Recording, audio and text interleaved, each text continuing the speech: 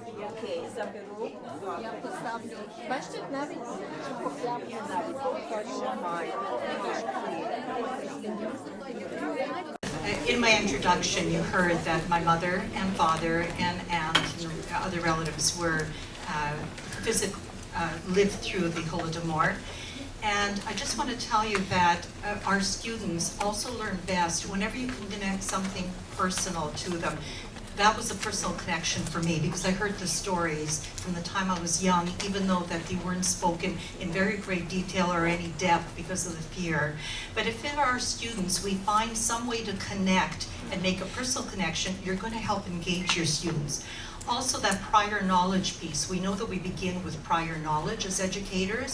My prior knowledge began with what my parents shared. So what prior knowledge do your students have to make those connections and to start that engagement? This is a picture of the survivors living in Winnipeg who were filmed and whose testimony is on the DVD. If you look in your resource package that I gave you, there's a DVD that kindly Canadians, Leo Ladahowski, CEO of Canadians, he sponsored or he paid for us to make that DVD. What we tried to do, and Irka Balan, who's one of the participants today, we tried to identify who were the survivors because at that time people did not want to admit or speak up, and we recognized how important it is to have their living testimony. So we recorded their testimony. Manitoba Education was not able to send out directly the DVDs, but we were able to provide all the school addresses, and we were able to do the actual delivery of it to the schools. So every secondary school received a DVD of this, May Their Memory Be Eternal, along with other resource materials. So this slide is available in all our secondary schools. Next slide, please. What we've done is our Manitoba Education has a site called Belonging, Learning, and Growing for diversity education.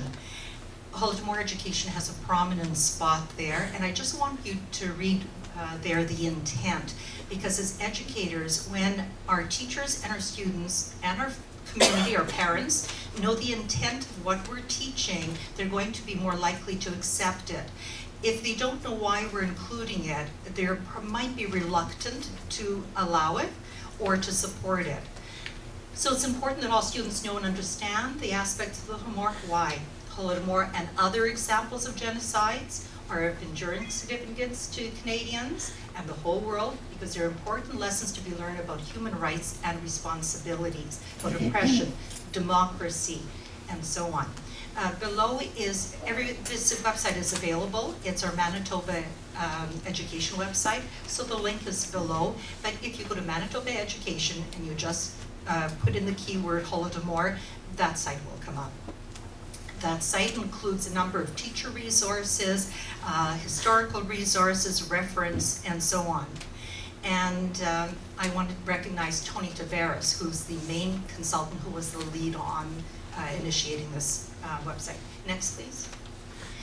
What we do in Manitoba Education, I know Valentina mentioned about the curricular outcomes, but what I found in my supporting other educators is that sometimes they're so busy teaching, they don't have a lot of time to figure out what are those outcomes that we have to be teaching to. What I've tried to do is give you a glimpse, an overview of different curricular outcomes, because we approach Holodomor through an curricularly integrated approach, and we're looking at all kinds of connection through social studies, the main one, and English language arts, or French language arts, the other one. We also include the arts, literacy with ICT, math, science, health, and so on. And I'm also going to share with you kind of a K-12 approach in doing that. Next slide, please. Manitoba Education, one of our priorities is education for sustainable development, along with a few other priorities. And we find that Holodomor Education fits very, very nicely. If you've seen the 3 columns of ESD, that middle column that you're looking at about human health and well-being fits very, very closely. If you can take a look there, human rights, peace and human security, cultural diversity, and intercultural understanding. When you approach teaching of Holodomor through an ESD lens, that allows a lot of breadth and a lot of depth in the study. Next slide, please. Literacy with ICT. We know that our young people and ourselves are growing much more, perhaps not dependent on, but perhaps dependent on technology. Manitoba has a wonderful continuum for literacy with ICT, learning how to use the technology in an ethical, responsible way, and to support critical and creative thinking. So that is always underlying anything that we study, because we know that our students are reaching out through the media, through the internet, whatever the resources are available, especially secondary resources. We want to make sure that they are versed in how to make sound judgments about what information to use and what information to be skeptical of. In the bottom right-hand corner, you see a page from one of your Ontario teachers, Helena Sikowski-McAvoy. She provided a resource and allowed Manitoba to use it. And that's a little page which refers to the false reporting by Walter Duranty, who was awarded a Pulitzer Prize. When our students understand that they have to be very, very critical readers and thinkers, and literacy with ICT supports that, I think they'll be better prepared to look at the resources we're going to provide them. Next page, please. This is our newest course, and Linda Connor. Linda, can you stand up for a minute, please?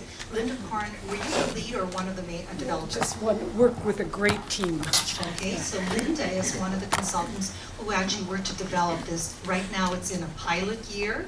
It is an optional program, but if you take a look, it very, very strongly includes in Unit 3, Topic 2, Quality of Life in the USSR, Unit 4, Topic 2, the Famine in Ukraine, 1932-1933. But through an examination of oppression and genocide, those are two themes that allow for the teaching of the Holodomor. Taking action. For the students in this course, they're expected to take action, and taking action by doing something related to their inquiry about Holodomor would certainly be one way of them approaching this topic. Next.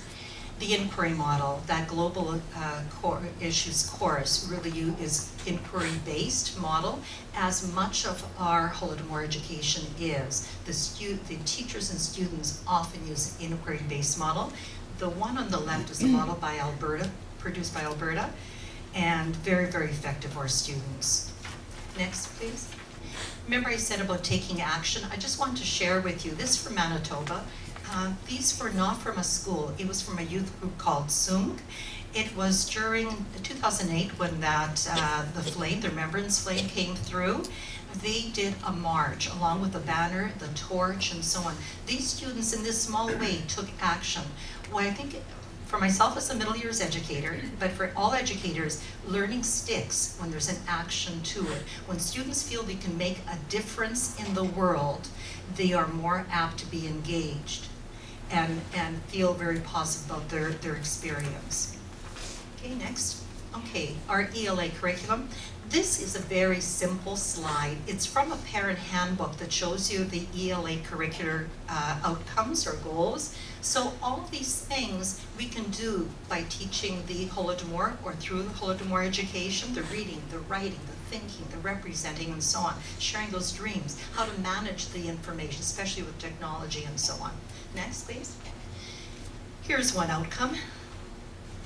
The reading, the speaking, writing, and so on, and celebrate and build community. That building of community is powerful. I think that's what we're doing right today, right? We're building a community of Holodomor educators. We want our students to feel they are part of that kind of a community.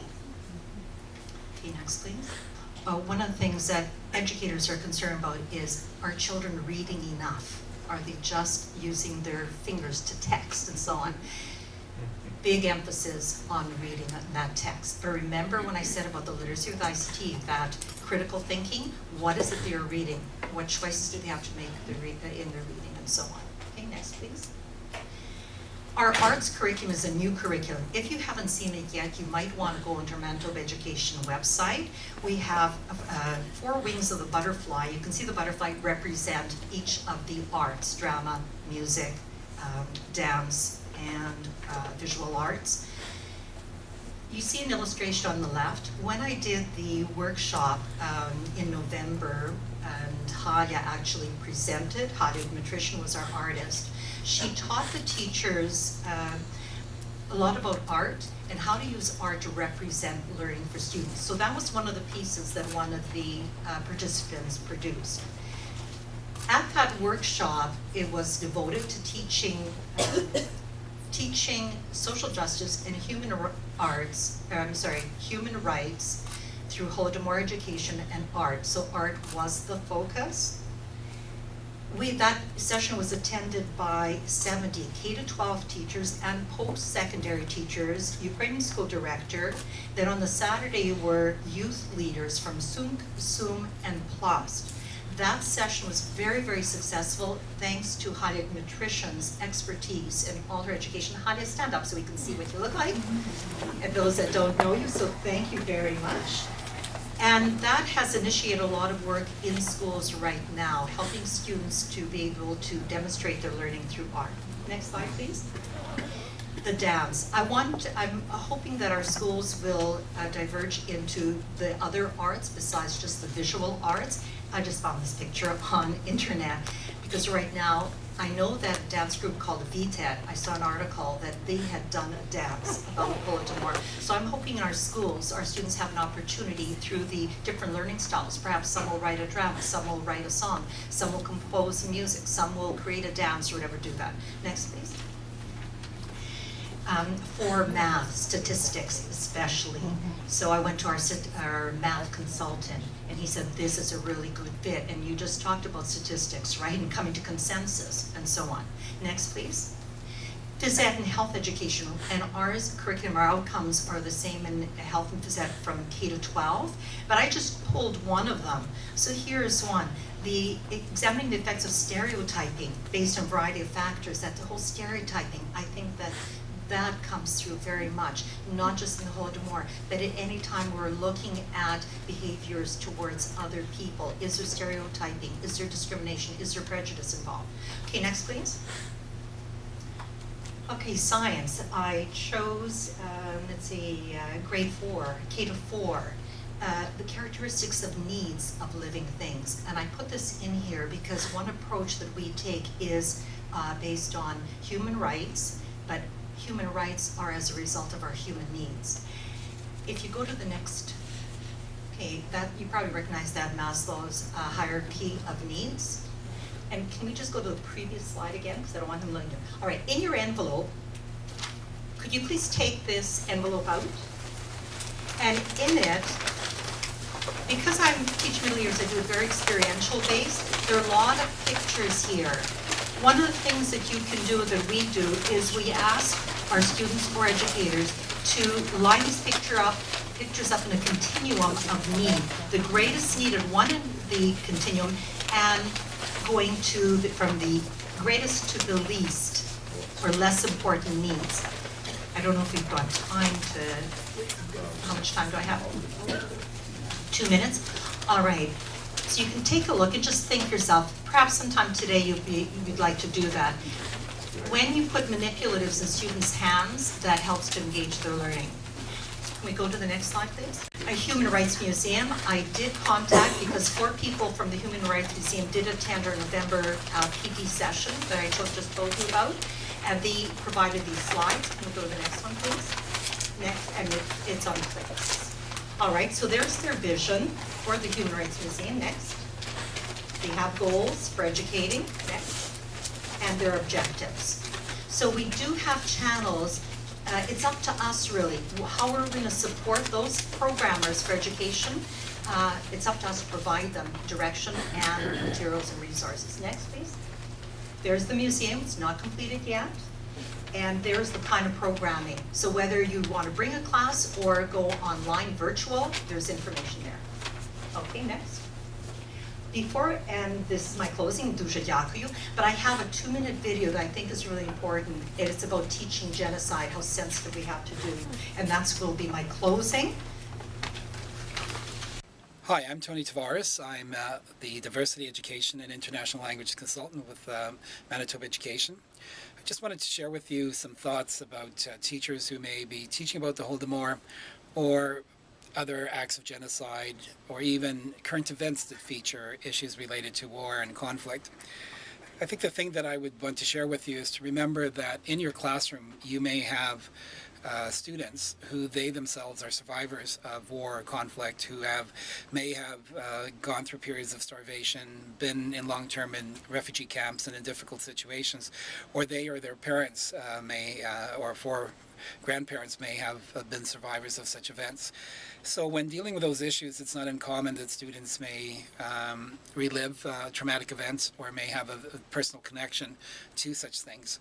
And as a result, they may want to share with others, or they may in fact remember those periods and maybe not traumatized necessarily, but certainly experience the emotions that are related to being a survivor or a witness to such events.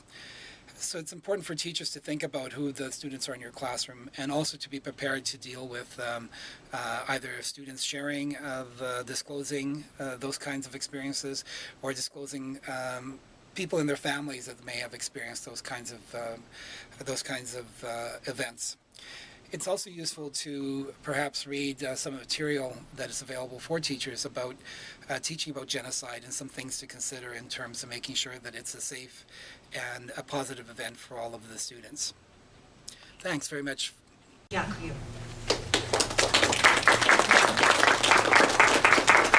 Thank you very much, Valentina, and thank you very much to all.